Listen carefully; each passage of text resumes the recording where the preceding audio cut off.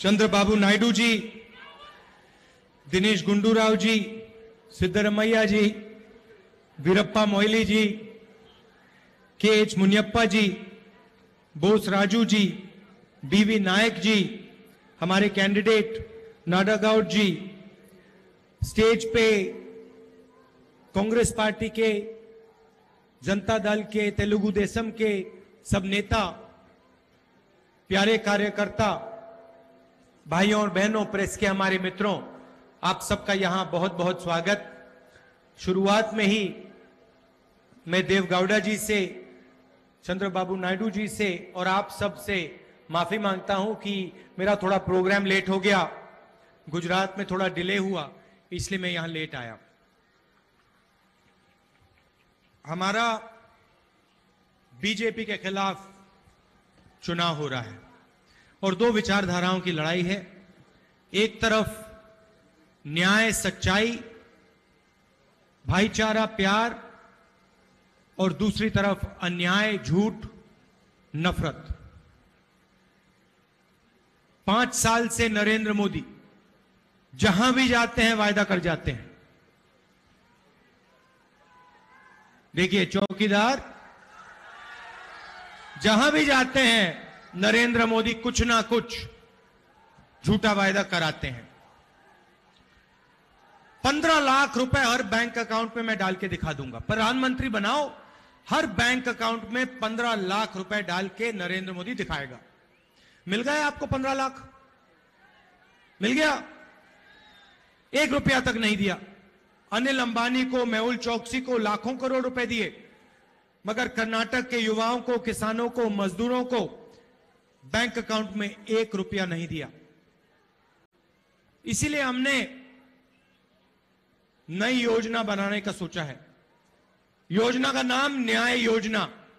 जो नरेंद्र मोदी जी ने पिछले 5 साल गरीबों के साथ अन्याय किया, उसके लिए हम न्याय योजना लाए हैं। मैं आपको न्याय योजना के बारे में थोड़ा सा बताना चाहता हूं। 20% सबसे गरीब परिवारों को 2019 के चुनाव के खत्म होने के एकदम बाद कांग्रेस पार्टी साल के 72,000 रुपए सीधा बैंक अकाउंट में डाल के देगी।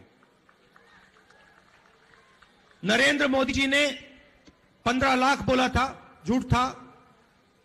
सच्चाई है 3,60,000 रुपए 5 करोड़ लोगों के बैंक अकाउंट में हिंदुस्तान की सरकार डाल सकती है और हम डाल के दिखा देंगे। आप सोचिए, पैसे की कोई कमी नहीं। चुनाव हुआ, कर्नाटक में चुनाव हुआ, मध्य प्रदेश, छत्तीसगढ़, राजस्थान में चुनाव हुआ, और हमने कहा देखिए, किसानों के सामने बहुत बड़ी मुश्किलें हैं। जहां भी कांग्रेस पार्टी की सरकार बनेगी, हम किसान का कर्जा माफ करके दे देंगे। कर्नाटक में कहा, पंजाब में कहा, मध्य प्रदेश, राजस्थान और छत्तीसगढ़ में कहा। और मैं खुशी से कहता हूं कि कर्नाटक की सरकार ने 40,000 करोड़ रुपए किसानों का कर्जा माफ किया है। मध्य प्रदेश, छत्तीसगढ़, राजस्थान में मैंने कहा 10 दिन के अंदर इन 3 स्टेट्स के सब किसानों का कर्जा माफ हो जाएगा। चुनाव हुआ, 10 दिन नहीं लगे, 2 दिन के अंदर हमने सब किसानों का कर्जा माफ कर दिया। हमने कर्जा माफ किया, उससे पहले नरेंद्र मोदी जी कहते हैं पैसा कहां से आएगा। जब भी हम गरीबों के लिए काम करने की सोचते हैं, चौकीदार कहता है पैसा कहां से आएगा। मगर जब अनिल अंबानी 30,000 करोड़ रुपए राफेल मामले में चोरी कर लेता है, तो फिर चौकीदार यह नहीं पूछता कि पैसा कहां से आया। मेहुल चोकसी 35,000 करोड़ ले जाता है, चौकीदार यह नहीं पूछता पैसा कहां से आएगा। मगर अगर गरीबों को पैसा देना होता है तो चौकीदार एकदम पूछता है पैसा कहां से आएगा। हमने नरेंद्र मोदी को, चौकीदार को दिखा दिया कि कर्नाटक के किसान का कर्जा माफ करने का पैसा कहां से आएगा। हमने दिखा दिया मध्य प्रदेश, छत्तीसगढ़, राजस्थान में कि 2 दिन के अंदर किसानों का कर्जा माफ हो सकता है। नरेंद्र मोदी जी, मैं आपको बताता हूं पैसा कहां से आएगा। पैसा मिडिल क्लास से नहीं आएगा, पैसा अनिल अंबानी जैसे चोरों की जेब से आएगा।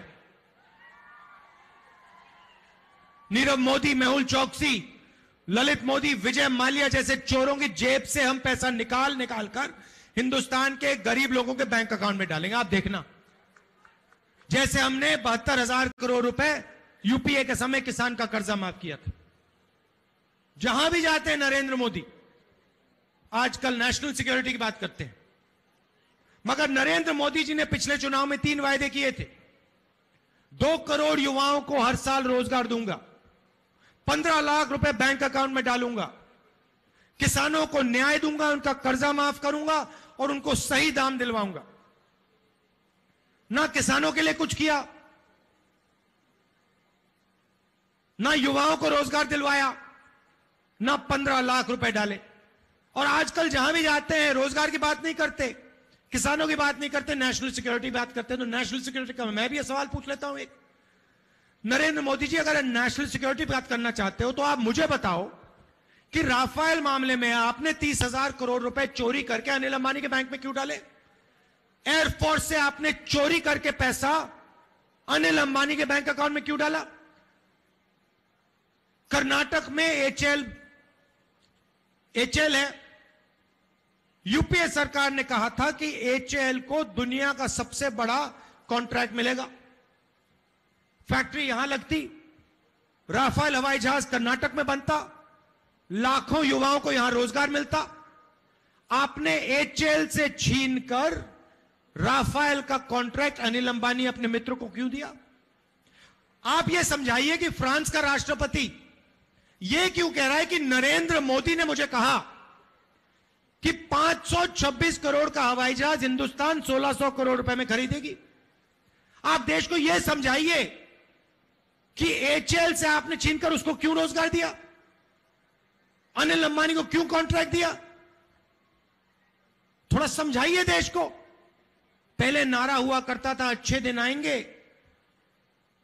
अब नया नारा चला है चौकीदार, और पूरे देश में चला है भाई और बहनों। आप कहीं भी चले जाइए, किसी भी चौराहे पे चले जाइए, कहीं भी किसी भी गांव में चले जाइए, शहर में चले जाइए, बेंगलोर जाइए, अहमदाबाद जाइए, नॉर्थ ईस्ट चले जाइए, आपको सिर्फ अगर आप चौकीदार बोलोगे, देश जवाब देगा चोर है। और चौकीदार देश को पिछले 5 सालों के बारे में कुछ नहीं कहना चाहता। जहां भी जाता है उसने पिछले 5 साल में क्या किया वो नहीं बताना चाहता। चौकीदार यह नहीं बताना चाहता कि मैंने हिंदुस्तान की अर्थव्यवस्था को नष्ट किया, नोटबंदी की, 500 रुपए 1000 रुपए का नोट रद्दी किया, लाखों लोगों को बेरोजगार किया, छोटे दुकानदारों को खत्म किया, स्मॉल मीडियम बिजनेस वालों को खत्म किया। चौकीदार यह नहीं बताना चाहता कि गब्बर सिंह टैक्स मैंने किया, भ्रष्टाचार मैंने बढ़ाया, यह नहीं कहना चाहता। जहां भी जाता है चौकीदार कहता है नेशनल सिक्योरिटी की बात है। नेशनल सिक्योरिटी के मुद्दे की बात करोगे तो आप मुझे बताओ, क्या लाखों करोड़ युवाओं को बेरोजगार बनाना, क्या यह हिंदुस्तान को मजबूत बनाता है या कमजोर बनाता है? जैसे ही हमारी सरकार आएगी, गब्बर सिंह टैक्स को हम जीएसटी में बदल देंगे। 1 टैक्स होगा, 5 टैक्स नहीं होंगे, 28% टैक्स नहीं होगा, कम से कम टैक्स होगा, सरल टैक्स होगा। करा जा सकता है, हम करके दिखाएंगे आपको। भाइयों और बहनों, 24 घंटे में नरेंद्र मोदी ने हर 24 घंटे 27,000 युवा हिंदुस्तान में रोजगार खोते हैं। नरेंद्र मोदी ने कहा रोजगार दूंगा, और सच्चाई है कि 45 साल से सबसे ज्यादा बेरोजगारी हिंदुस्तान में आज नरेंद्र मोदी ने किया। सारे के सारे बिजनेस बंद कर दिए, आपके जेब में से पैसा छीन कर निकाल कर उन उद्योगपतियों को दिया।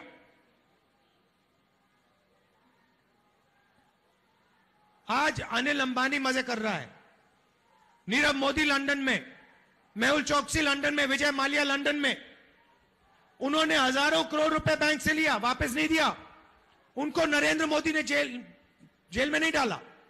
मगर अगर कर्नाटक का किसान, हिंदुस्तान का किसान बैंक लोन लेता है, 20,000 रुपए का बैंक लोन लेता है, वापस नहीं देता है तो नरेंद्र मोदी उसे जेल में डाल देता है। हमने मैनिफेस्टो में साफ लिखा है 2019 के चुनाव के बाद, 2019 के चुनाव के बाद जैसे ही कांग्रेस पार्टी की सरकार आएगी हम कानून बदल देंगे। हिंदुस्तान का कोई भी किसान कर्ज ना लौटाने के लिए जेल में नहीं डाला जा सकेगा। और मैं आपसे झूठ नहीं बोलूंगा, मैं आपको 2 करोड़ युवाओं वाली बात नहीं करूंगा, मगर मैं आपको बताऊंगा कि हिंदुस्तान की सरकार के पास 22 लाख नौकरियां हैं जो खाली पड़ी हैं। मैं आपको स्टेज से गारंटी करके कह रहा हूं 1 साल के अंदर 22 लाख नौकरियों को हम भर के आपको दे देंगे। 10 लाख युवाओं को पंचायतों में रोजगार दिया जा सकता है। मैं आपको स्टेज से गारंटी करके कह रहा हूं 10 लाख युवाओं को कांग्रेस पार्टी की सरकार यह रोजगार दिलवा सकती है। मैं यहां आपसे झूठ बोलने नहीं आया हूं, मैं झूठे वायदे नहीं करने आया हूं। यहां पे हमारी सरकार थी, छोटे से छोटे शहर में हमने आपको इंदिरा कैंटीन के माध्यम से मुफ्त में खाना, कम से कम पैसे में खाना दिलवाया, स्वादिष्ट खाना दिलवाया, यहां रोजगार पैदा किया, किसानों का कर्जा माफ किया। मगर नरेंद्र मोदी जी यहां आते झूठ बोलते हैं, कहते हैं कि कांग्रेस पार्टी जेडीएस की सरकार ने किसानों का कर्जा माफ नहीं किया। पूरा कर्नाटक जानता है कि कर्नाटक के चीफ मिनिस्टर ने 40,000 करोड़ रुपए कर्जा माफ किया है, 11,000 रुपए पहुंच गया है जनता के हाथ। मगर नरेंद्र मोदी यहां आके झूठ बोलते हैं। नरेंद्र मोदी जी को समझाना है कि पिछले 5 सालों में उन्होंने क्या किया, कितना रोजगार पैदा किया, कितने किसानों की मदद की और जनता के बैंक अकाउंट में कितना पैसा डाला। उसका जवाब नरेंद्र मोदी नहीं दे सकते क्योंकि उसका जवाब है ही नहीं। बोल नहीं सकते वो, और जहां जाते हैं के बाद एक झूठ बोलते रहते हैं, झूठ बोलते रहते हैं। इस बार जनता ने निर्णय ले लिया है, 2019 में कांग्रेस पार्टी, कर्नाटक में कांग्रेस पार्टी और जनता दल, आंध्र प्रदेश में नायडू जी और पूरे देश में जो बीजेपी के खिलाफ लड़ रहे हैं उनकी जीत होने वाली है। नरेंद्र मोदी जी को दिल्ली से हटाया जाएगा, जनता ने तय कर लिया है। मैं आपको बता रहा हूं गुजरात की जनता ने तय कर लिया है। आज मैं गुजरात से आया हूं, गुजरात में कांग्रेस पार्टी के लिए अंडर करंट है।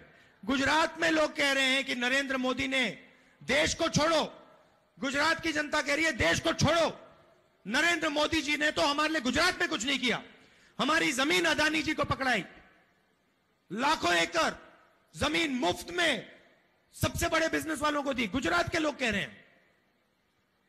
तो मैं आपको आश्वासन देना चाहता हूं, कांग्रेस के कार्यकर्ता को आश्वासन देना चाहता हूं कि यहां पे जनता दल और कांग्रेस पार्टी की जीत होने वाली है और दिल्ली में कांग्रेस पार्टी की सरकार बनने वाली है। एक बार फिर मैं आपसे माफी मांगना चाहता हूं, मेरा प्रोग्राम थोड़ा लेट हुआ, इसके लिए आपको कष्ट हुआ, माफी मांगना चाहता हूं और आपका दिल से धन्यवाद करना चाहता हूं कि आप इतने दूर से मेरी बात सुनने आए। धन्यवाद, नमस्कार, जय हिंद।